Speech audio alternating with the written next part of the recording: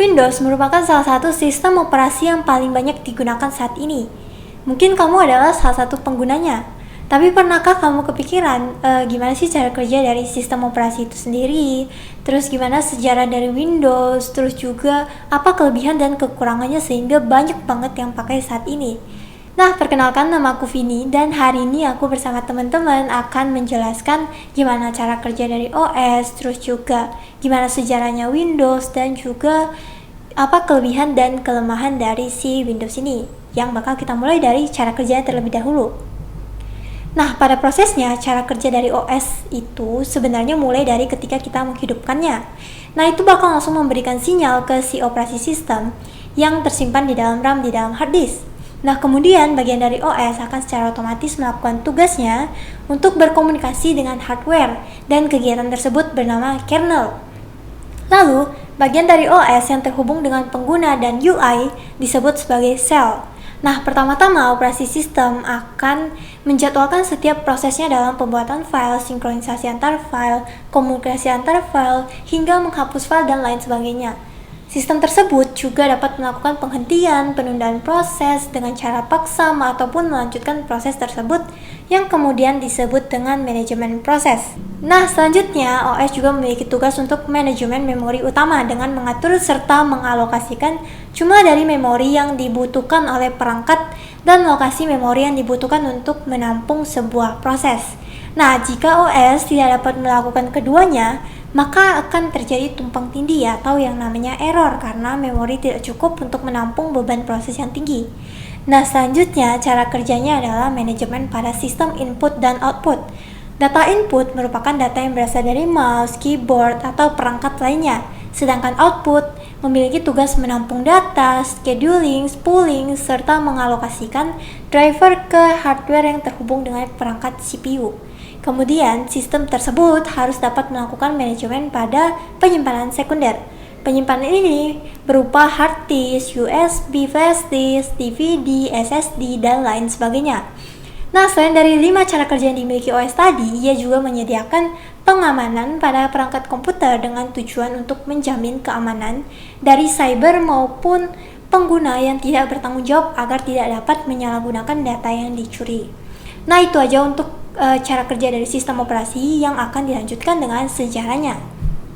Sejarah Windows. Microsoft Windows 1.0 merupakan versi pertama sistem operasi dalam dunia sistem operasi berbasis Graphical User Interface atau GUI yang dibuat oleh Microsoft Corporation. Versi ini sebenarnya diluncurkan pertama kali pada tanggal 10 November 1983 tetapi tidak pernah keluar ke pasar publik sebelum bulan November 1985 dikarenakan banyaknya hambatan yang terjadi ketika pengembangan berlangsung. Windows 1.0 ini bukanlah sebuah sistem operasi yang lengkap, memiliki cukup banyak kekurangan sehingga belum begitu dikenal oleh masyarakat. Kemudian ada Windows 2.0 yang juga diluncurkan pada tanggal 9 Desember 1987. Lalu rilis selanjutnya yaitu Windows 2.1 sampai 2.03 menambah fitur yaitu Protected Mode dan menggunakan memori yang lebih besar pada prosesor Intel 386. Selanjutnya Windows 3.0 dirilis pada tanggal 22 Mei 1990 dan memiliki kemampuan dukungan kartu grafis SVGA atau XGA dan juga Icon. Microsoft menyediakan SDK Software Development Kit sehingga para developer piranti lunak dapat mengembangkan aplikasi agar mampu berjalan di Windows 3.0 ini. Kemudian lanjutkan Windows 95 yang memiliki nama kode Chicago dalam masa pengembangan dirilis tanggal 24 Agustus 1995. Kemudian pada 25 Juni 1998 Microsoft merilis sebuah sistem operasi Windows baru yang dikenal sebagai Windows 98. Windows 98 ini dianggap sebagai revisi minor terhadap Windows 95, tapi secara umum dilihat jauh lebih stabil dan dapat diandalkan dibandingkan Windows 95. Windows 2000 termasuk dalam keluarga Windows NT, dirilis pada 17 Februari 2000. Windows 2000 ini khusus dibuat untuk kalangan bisnis. Sesuai dengan namanya, Windows ME ini dirilis pada 14 September tahun 2000 yang sering disebut sebagai tahun milenium. Dibandingkan dengan Windows 98, Windows ME ini memiliki boot time yang jauh lebih cepat. Pada tahun 2001, Microsoft memperkenalkan Windows XP yang memiliki nama kode Whistler selama pengembangan. Kemudian tanggal 30 November 2006, Microsoft meluncurkan versi baru Windows untuk pengguna rumahan dan kalangan bisnis pada tanggal 30 Januari 2007 dengan nama Windows Vista. Kemudian rilis selanjutnya setelah Windows Vista adalah Windows 7 yang sebelumnya dikenal sebagai sebutan Blackcomb dan Vienna. Kemudian ada Windows 8, yaitu versi selanjutnya dari Microsoft Windows. Windows sengaja tidak mengeluarkan versi Windows 9 karena kan user menganggap Windows 9 yang dipakai adalah Windows 95 atau Windows 98 karena berawalan 9. Jika itu terus dipakai akan berbahaya. Maka dengan itu Windows langsung memproduksi Windows 10 untuk menggantikan Windows 9 yang tidak boleh diproduksi. Sistem operasi Windows adalah yang pertama, sistem dan juga interface yang user-friendly. User-friendly yang dimaksud ini adalah tampilannya yang praktis dan sangat mudah untuk digunakan. Nah, makanya ini menjadi salah satu alasan mengapa sistem operasi Windows yang paling banyak digunakan di dunia.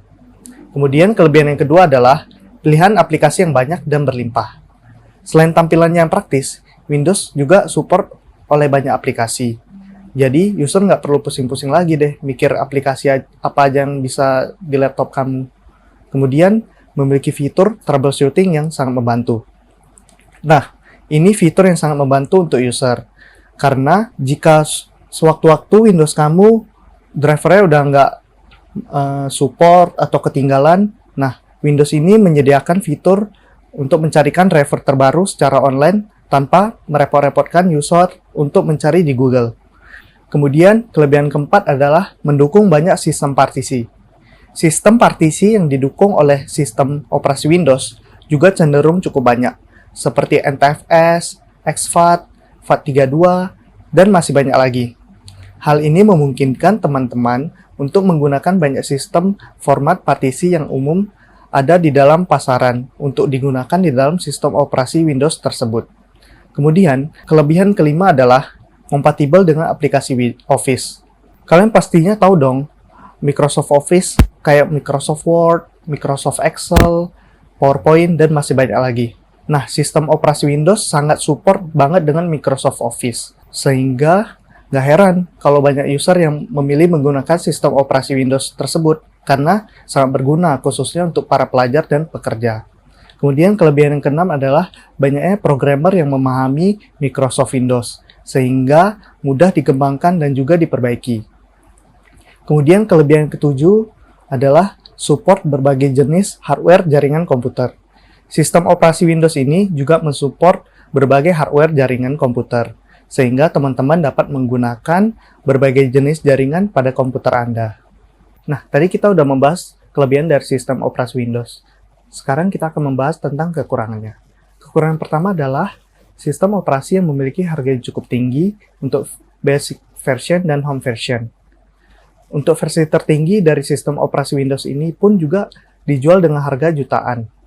Kemudian, kekurangan kedua adalah rentan terhadap serangan virus. Nah, ternyata sistem operasi Windows ini paling lemah dan rentan terkena virus. Hal ini pasti sangat mengganggu user, apalagi yang menyimpan data-data penting di laptopnya. Kemudian, kekurangan ketiga adalah keamanan yang mudah dihack.